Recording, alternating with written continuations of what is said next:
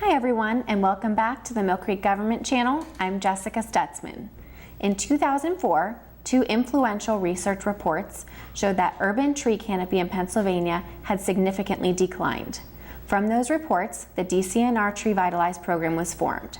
With us today to explain the significant benefit of trees and the impacts of the TreeVitalize program on our community is Millcreek Township Parks and Recreation Director, Ashley Marsteller, and our Erie County Service Forester, Tim Ackerman. Ashley and Tim, thanks so much for joining us here on the show today. I'm really excited to talk about this project because I know not only am I interviewing you guys on this so our viewers get to know this project a little bit more, but our department, the recycling department, is heavily involved in this too. So this is really a group effort between the three of us, and I wanted to thank you for really explaining the program to our viewers. Sure. Well, thanks for having me.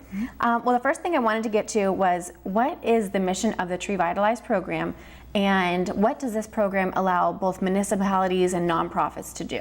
So the DCNR TreeVitalize program's mission is to help local governments understand and protect and restore the urban trees in the area and help restore tree cover and educate citizens. And Ashley, how often does the township apply for this grant? It's been quite some time. It has been, yeah. You kind of helped usher it into our township as something that we got involved with, which has been great. So we've been doing it for about 4 years now. And it's been numerous trees. We started really large, and then we've kind of tried our best to keep it up and to keep finding places where we can add to our coverage. Mm-hmm. And I do want to mention that our three supervisors are very much in support of the TreeVitalize program. So every year they back us, they give us, locations and suggestions on, okay, we planted here last year, let's think about, here in the next coming year. Right. So our supervisors are very, very supportive of this grant and of this program too. Same with the residents, I would say. They like this program. They like seeing new trees come up, especially when it hits areas in their neighborhoods or parks nearby. So it's well supported in our township. It is. And the one thing I want to touch on, and this is probably my favorite part, we were talking about this before the show, what is the significance and what are the benefits of planting trees near our streets, near our parks, near our homes? What are some of those benefits? They're very interesting. There are numerous benefits. It's quite a lot, actually, more than what you would think. I mean, of course, we think it improves the quality of life, but it does. It increases your home value. It also cuts utilities as far as air conditioning and heating goes. It helps with stormwater management greatly, which we definitely need in periods of heavy rain. It decreases domestic violence and crime in neighborhoods. It also increases social interaction and a sense of community, people going outside and walking and playing and things like that. It buffers noise from traffic. It decreases road rage, they've shown. For businesses, people, they've done some research, and when there's trees in front of like a shopping plaza or in the parking lot, people will actually have been shown to shop longer and spend more in those areas.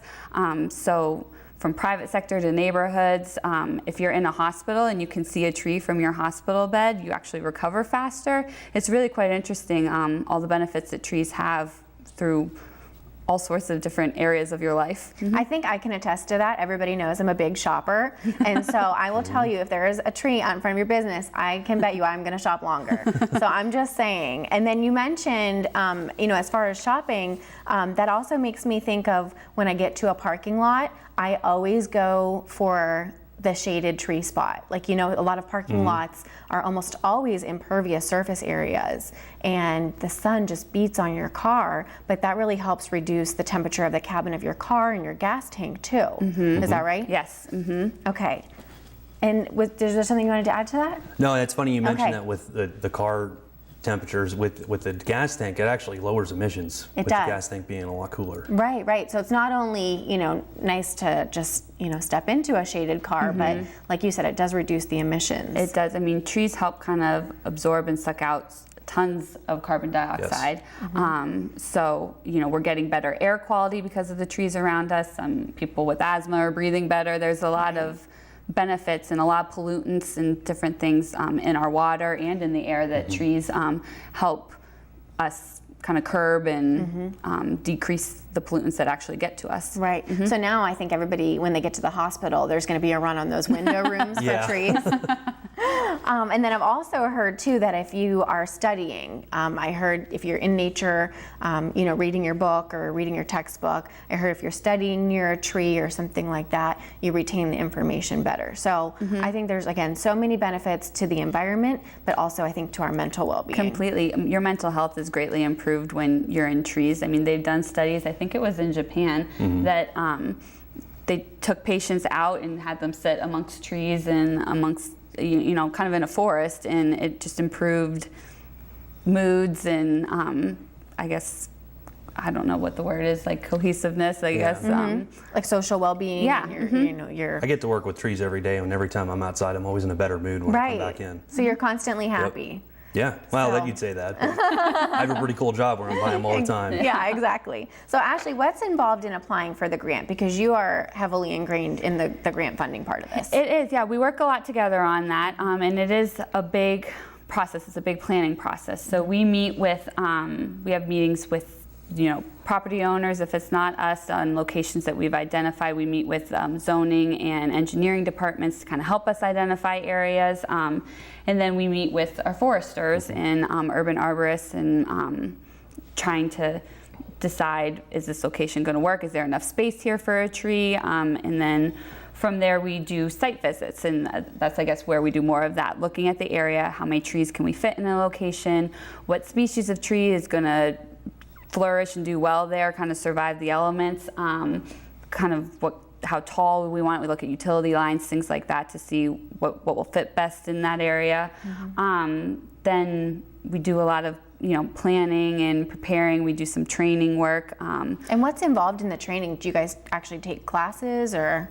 We do. A lot of us at the township have taken a tree tenders course, which is kind of like a crash course in how to plant trees, understanding the benefit of trees, and things to look for in doing things safely, and what helps you get to a healthy, long living tree.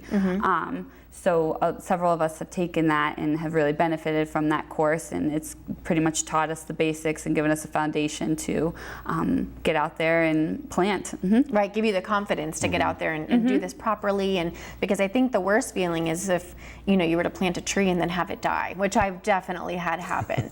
So I think, again, those tree tenders classes, which again are not much money at all, about $30, $35. They're you can do them at the Tom Ridge Environmental Center, usually once a year, or even online. So I think it's a great course, and I guess it gives you that confidence that I'm not going to kill this thing that I just spent hours trying to plant. And it kind of helps you value what you're doing. They teach you a lot about not only like the techniques, but just all the benefits, like we had just mentioned, of planting a tree, what you're doing for your community, what you're doing for everyone around you, and just it kind of makes you feel good. You're educated, and then you kind of have a sense of pride, like you want to take care of your tree. So they give you, they teach you about pruning, they teach you about watering, they teach you all sorts of things in this course, so that you can kind of see this tree through like your own little child. Right. And I think it is comical, Ashley and I both drive past on our commute to work many trees that we've planted. And every time I drive by the tree, I point it out to my husband. I'm like, this is a TreeVitalize tree.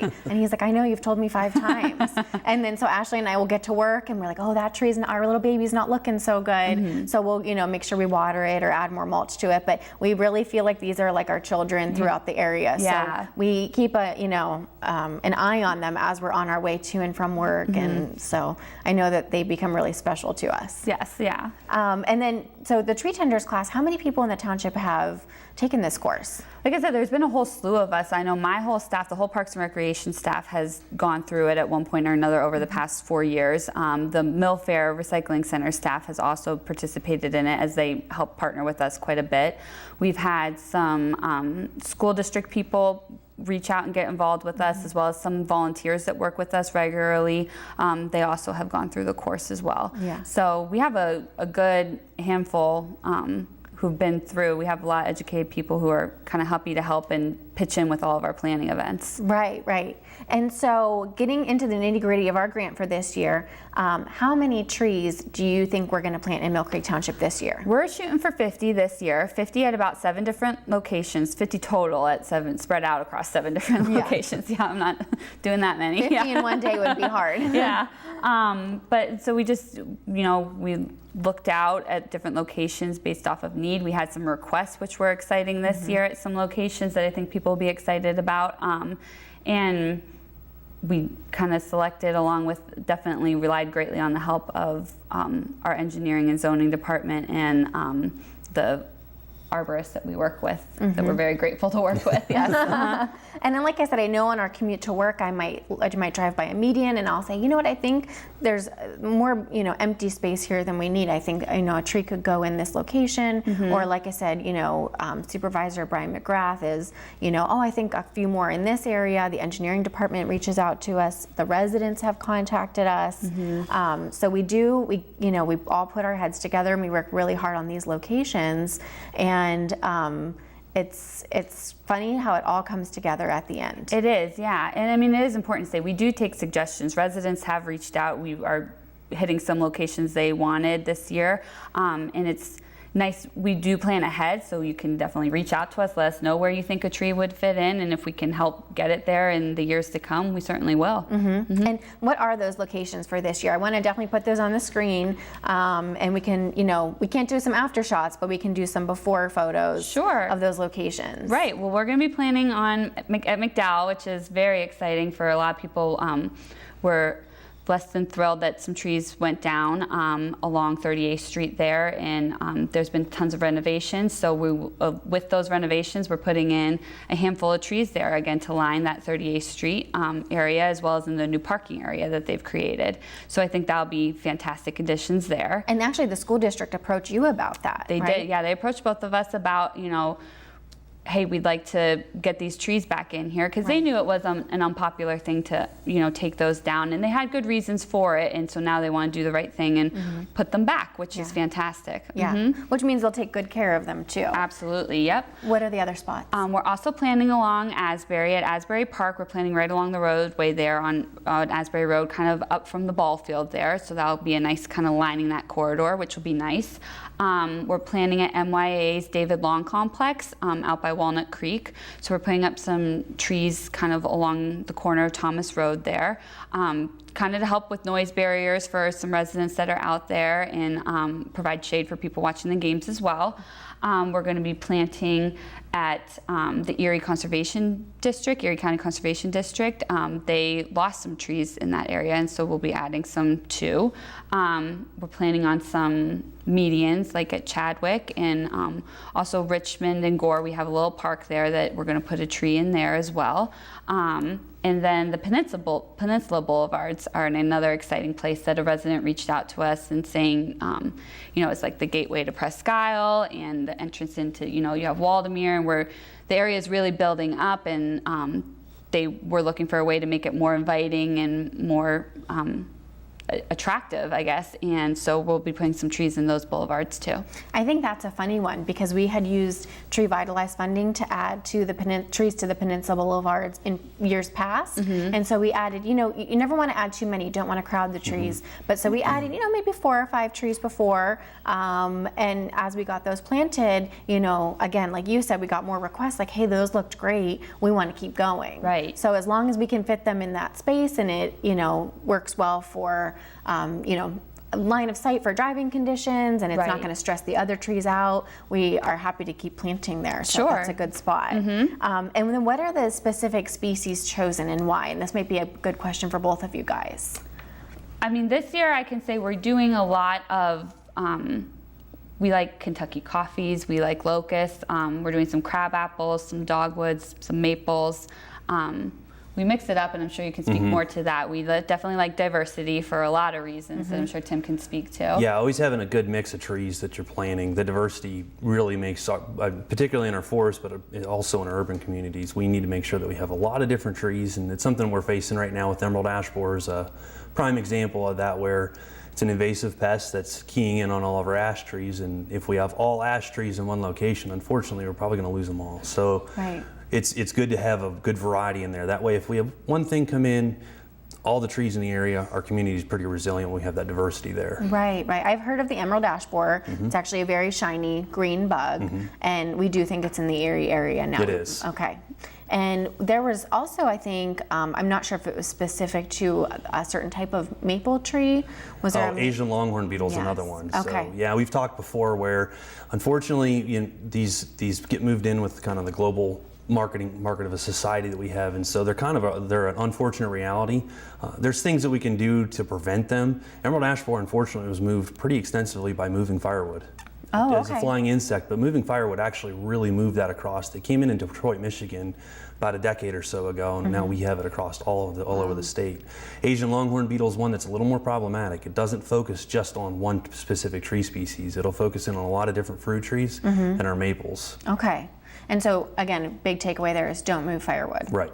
Okay. And then tell me more about planting the right tree for the right location. Right tree, right location is key. There's so many different types of trees that are out there that we can plant, and we talk about the different species. Each of these species require different things, different amounts of sunlight, different amounts of moisture, and then they also have different effects on our environment. Out in the forest, most of our trees, they can work and compete against each other. In our communities, along a sidewalk or in a backyard or along a boulevard, it's a lot more harsh environment for the tree. So sometimes it doesn't cooperate with the sidewalk too well, or it may be hanging over our utility lines. So yeah, in our area, or specifically Erie, PA, for us, salt is a huge contributing factor to what we're looking for. A tree that, like, if we're planning close to a roadway, just right off a sidewalk or something, obviously our plows and our salt trucks are going to go through and beat up on that tree. So we need the species that can kind of withstand and is tolerant of salt in some locations. And knowing too, the big thing with that too is knowing how big the tree is going to be, what the shape of the crown is going to be, if it's going to be a vase or a big wide open spreading crown, or if it's going to be relatively short. Some of our trees can get to 80 feet tall. Some of them only get to be about 25 or 30 feet. And so knowing what tree species and what to expect out of it, that's really key. Right, and so then it's okay to plant underneath some of those overhead utilities as long as we know the tree is going to stay small. One thing that sometimes ends up happening, we see where we've planted the wrong tree in the wrong spot, and we have a really large tree growing up underneath these utilities. And unfortunately, we want to keep the tree, but sometimes what happens is the tree gets topped off, and then the tree doesn't do as well. So planting a tree that's meant for that spot, that's really only going to get a handful of feet tall, that'll work out great. Right. And then we did already talk about it, but the word monoculture versus planting a variety of species. So Ashley, I know that all of the times where we do plant in a line along, like you said, the baseball field, at least in those lines, you try to pick up 2 to 3 different species. Right, to kind of mix it up so that if an invader comes in or something happens, or environmentally that can affect a certain species, that we're not losing everything that we've just done. Right. Because in the past, in the history of our area, like at Lakewood Park is a prime example, developers just kind of bought in bulk and put in what they had, and we had, like in that area, the area is covered with sugar maples, and so when they kind of hit their life expectancy and started to hollow out, is what that happened in that area, and become safety hazards. I had to take a lot down. So you had these big, huge trees that ended up being hollow on the inside, but they were all sugar maples, and they all had kind of come to their terms, and it had to be removed. Right. And I think the important lesson we learned in that one was they were big, beautiful trees. From the outside, they looked like nothing was wrong from them. And then when we investigated further and brought in the urban foresters, they showed us so many times where very specific, and I'm sure you can talk more on this, but very specific instances of, well, do you see what, this tiny little hole, do you see that this means, again, you can explain more. We got the brief rundown, but a lot of times too, we'll be caring for the tree after it's in. That's key. And a lot of times where we plant a tree, we talk about mulching. We want to make sure that we're having the aesthetics right on it. A lot of those things, the things that we do after the fact, actually can contribute to the longevity of the tree. So I mentioned mulching. We don't want to over mulch. There's a term or something you'll see sometimes. It's called volcano mulching, where you see it just mounted up against the tree. Yes. That invites a lot of disease. Taking weed whackers and lawnmowers a little too close to trees can actually wound the tree, and then that brings in disease, where the tree on the outside may look all right, but the inside it may be rotting out. Okay.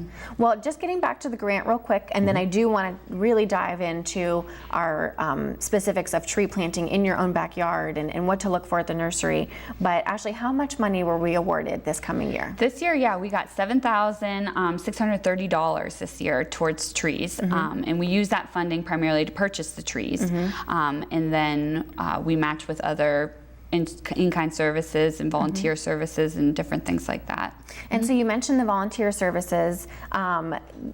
Do you ever need groups or companies or businesses to reach out to you and say, hey, I've got some volunteers, do you need help? We absolutely welcome that. We have done that in the past. There's been some companies that have reached out and we've done plantings with them. We couldn't do this without volunteer help. We used adult probation on several of our plantings, which they've been fantastic.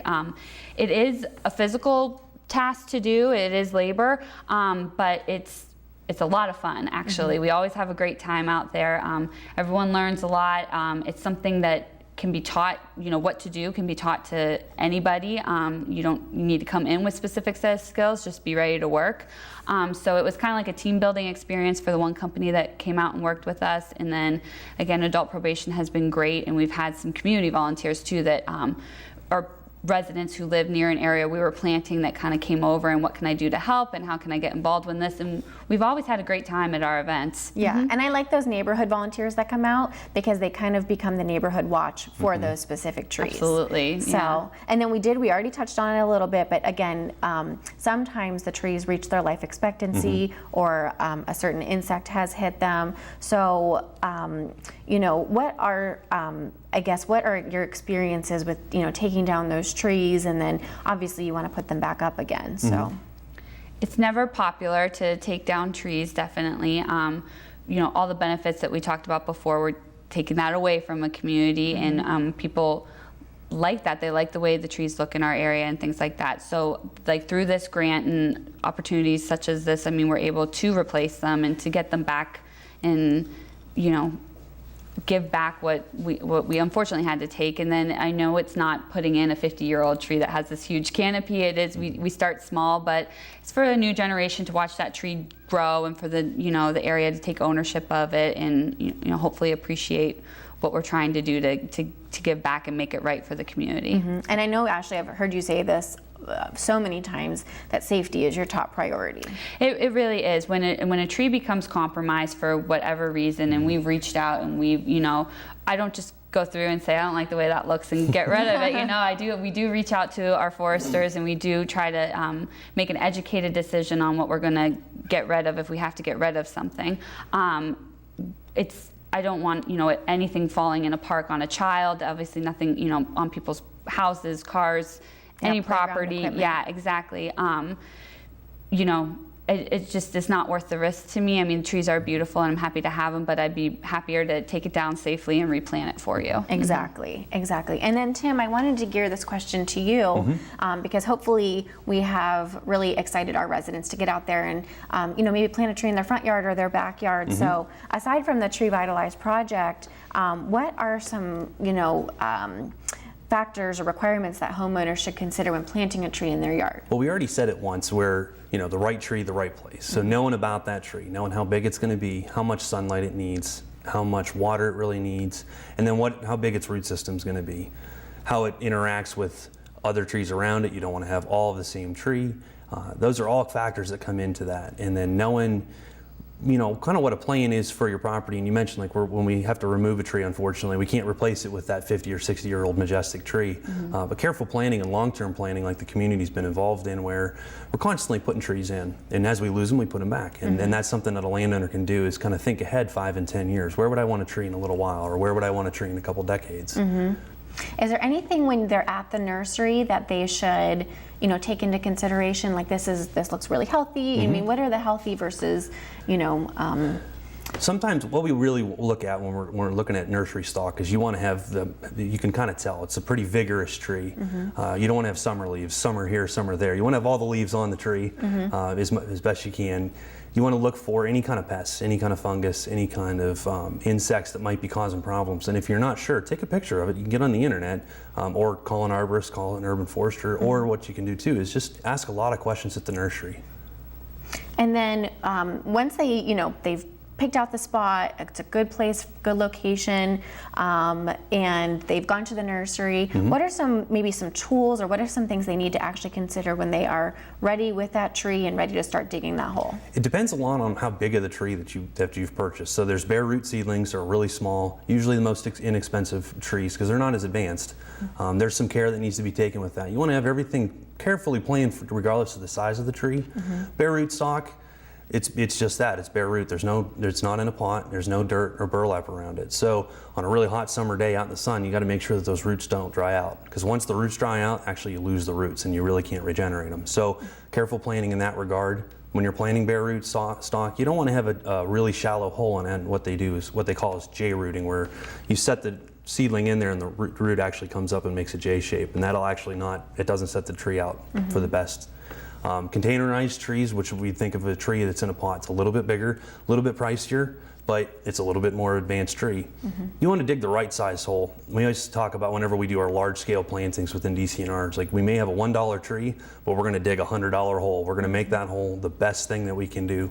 We've taken a tree that's been, they call it a nursery for a reason, because these trees are babied while they're there and they're going out into the harsh, cruel world. So when we're doing that, yeah, we got to consider how big the tree is going to be and what we're going to have when we put in there. So we want to have a hole that's big enough, everything's rototilled upright.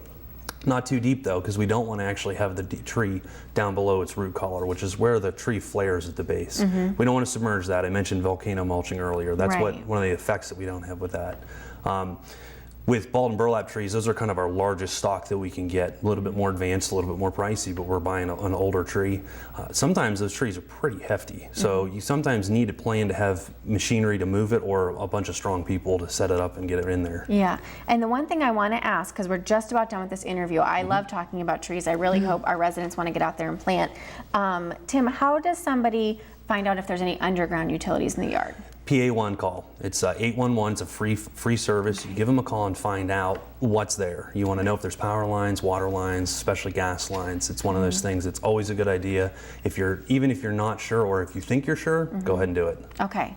Thank you guys so much. I have to end the show, unfortunately, but I do want to congratulate Ashley, Millcreek Township Parks and Rec.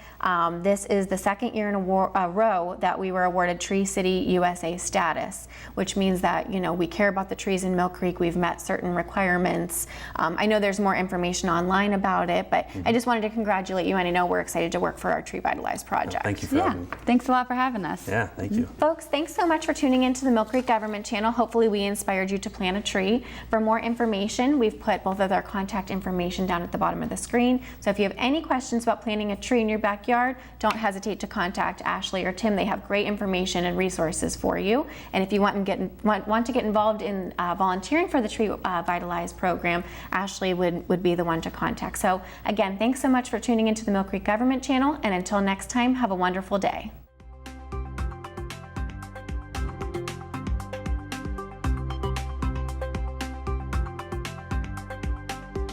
You're watching the Millcreek Government Channel, powered by WQLN Public Media.